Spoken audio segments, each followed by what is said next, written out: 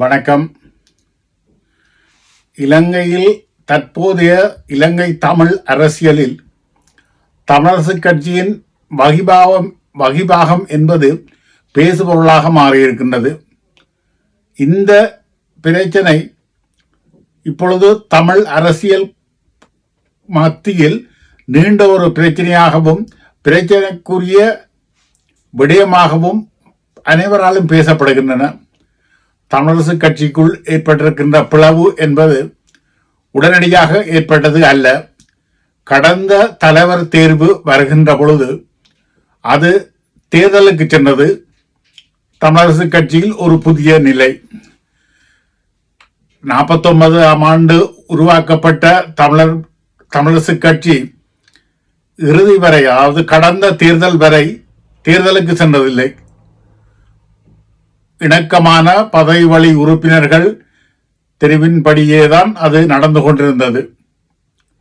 இது முதலாவது விடயம். தேர்தலுக்கு சென்றது. மிகப்பெரிய ஜனநாயக கட்சி தேர்தலை சந்திக்கின்றோம் என்று முதலில் பேசிக்கொண்டாலும் அது தேர்தல் முடிவின் பின்பு அது எல்லாமே கேள்விக்குறியாக போய்விட்டது. தெரிவு செய்யப்பட்ட தலைவர் ஸ்ரீதரன் பதவியேற்க முடியாமல் இருந்தது. வழக்குகள் வந்தன, கட்சிக்கு எதிராக வழக்குகள் வந்தன. இந்த நிலையில் தமிழரசு கட்சி ஒரு சிக்கலுக்கு உள்ளாகியது. இன்று வரை அதற்கு தலைவர் என்றோ செயலாளர் என்றோ யாரும் இல்லை. பதில் தலைவர், பதில் செயலாளர் தான் இருக்கின்றார்கள். இதுவும் தமிழரசு கட்சிக்கு புதிது. தலைவர் இல்லாத தமிழரசு கட்சி பதில் தலைவர், பதில் செயலாளரை கொண்டு இயங்கிக் கொண்டிருக்கிறது என்பது புதிய விடயம். இந்த விடயத்தில் அண்மையில் கடந்த ஆண்டு காலமான மாவை சீனாதராஜாவின் இறுதிச் சடங்குகள் கூட கட்சியின் பிளவு வெளிப்படையாக தெரிந்தது. ஒரு அணி, ஸ்ரீதரன் தலைமையிலான அணி தலைவரின் சகல விடயங்களுக்கும் பொறுப்பாக இருந்தது.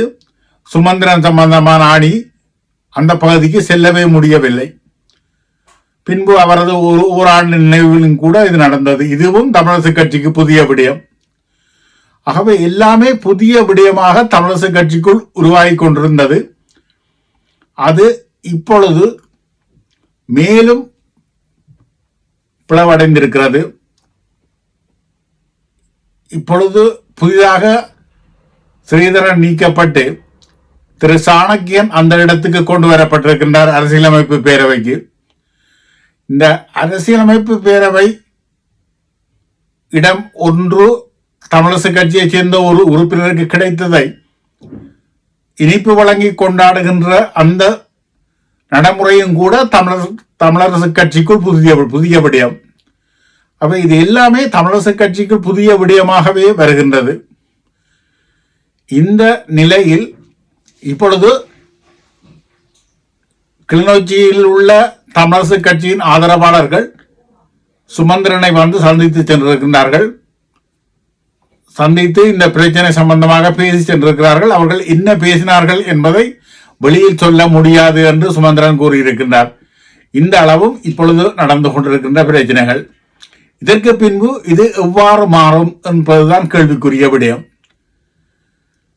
ஒன்று, மக்கள் ஆதரவுடைய ஸ்ரீதரன் கட்சியை விட்டு வெளியேறுவாரா என்று கேட்டால், அவர் அண்மையில் டான் டிவிக்கு அளித்த பேட்டியில், அதன் ஸ்பாட்லைட் நிகழ்ச்சியில் அளித்த பேட்டியில் தான் தானாகவே கட்சியை விட்டு வெளியே செல்ல மாட்டேன் என்று கூறியிருக்கின்றார். கட்சி விரும்பினால் அவரை வெளியேற்ற வேண்டும். கட்சி அதற்கு தயாராக என்றால் இல்லை என்றுதான் இப்பொழுது வரையும் இருக்கின்றது. காரணம், கடந்த தேர்தலில் யாழ்ப்பாண மாவட்டத்தில் வெற்றி பெற்ற ஒரே ஒரு பாராளுமன்ற உறுப்பினர் ஸ்ரீதரன் தான். ஆகவே அதுவும் சாத்தியம் இல்லை என்றுதான் நினைக்க வேண்டும். ஆனால் அரசியலில் எதுவும் சாத்தியமே என்பதும் இருக்கின்ற ஒரு விடயம்.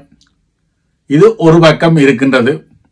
அடுத்து இணக்கப்பாடு ஏற்பட்டு மீண்டும் ஸ்ரீதரன், சுமந்திரன் இந்த இரண்டு அணியும் ஒன்றாக இணைந்து செயல்பட வேண்டும்.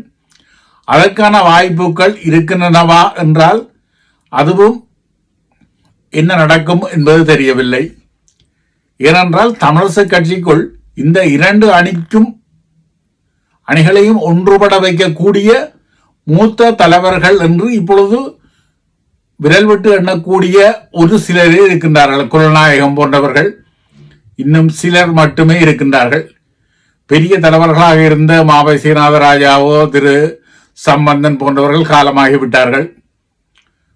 தமிழர் விடுதலை கூட்டணியின் இன்னொரு முக்கிய தலைவர் இருக்கின்றார். அவரும் கிளிநொச்சியில் இருக்கின்றார்.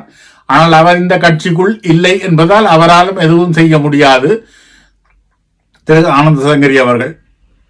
இதை தவிர மற்ற யாரும் இப்பொழுது இல்லை என்பதால் அதுவும் நடைமுறை சாத்தியம் இல்லாமலே போய்விடும். ஆகவே என்ன நடக்கப் போகிறது தமிழரசு கட்சிக்குள் என்பது யாருக்கும் தெரியாத ஒரு விடயமாகவே இருக்கின்றது. அது எவ்வாறு ஒற்றுமைப்படுத்தப்படுமா அல்லது பிளந்து செல்லுமா இல்லது இரண்டு கட்சிகளாக செல்லுமா என்பது கேள்விக்குரிய விடயமாகவே இருக்கின்ற பொழுது, தமிழ் விடுதலை போராட்டங்கள், தமிழ் மக்களின் பிரச்சனைகள் என்பன பின்னுக்கு தள்ளப்பட்டு தனிப்பட்ட நபர்களின் பிரச்சனைகள் தான் இப்பொழுது முன்னுக்கு வந்து கொண்டிருக்கின்றது. இந்த நிலையில் சென்றால் என்னவாகும் என்ற கேள்வி இருக்கின்றது. அவை இதை ஒன்றுபடுத்துவதற்கு மக்கள் தான் முன்வர வேண்டும். இப்பொழுது கிளிநொச்சி தொகுதியின் மக்கள் எடுத்திருக்கின்ற முடிவும் அவர்கள் செயலாளரை சந்தித்து பேசி சென்றிருப்பதும் ஓரளவு சாத்தியமாக வந்தால் தமிழரசு கட்சிக்கு நல்லது, இலங்கை தமிழ் மக்களுக்கு நல்லது.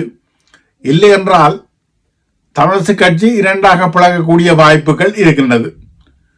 இது மற்ற கட்சிகளுக்கு, மற்ற தமிழ் கட்சிகளுக்கு வாய்ப்பாக இருக்கக்கூடும். ஆனால் அது எவ்வாறு இருக்க போகிறதுன்னு தெரியவில்லை.